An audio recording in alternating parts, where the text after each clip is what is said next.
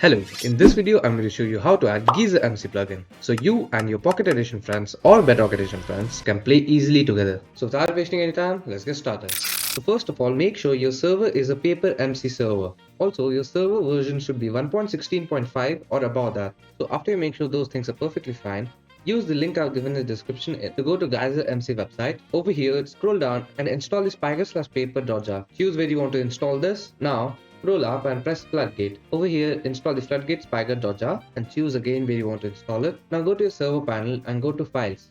From over here, go to plugins and just drag and drop your plugins over here. As you can see, I've drag and dropped both of the plugins. Now just go to more and plugin installer.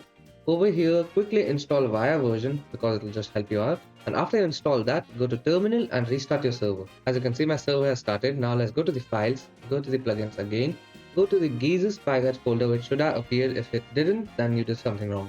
Now go to the config.yml. Now over here in the config, scroll down and change the clone remote port to true. And scroll down even more and change the command suggestions to false. After doing that, press Ctrl S or save content. So now go to the files folder again and go to the plugins folder. Over here, go to the floodgate folder.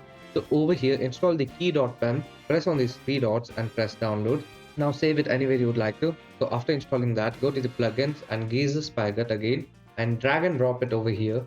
Now let's go to the terminal and start our server.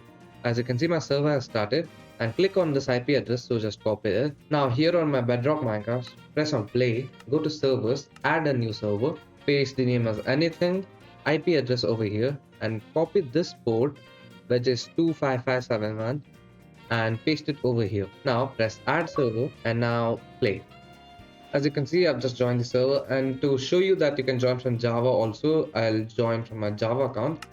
So go to the multiplayer and paste the same IP. Wait, let me just copy it again.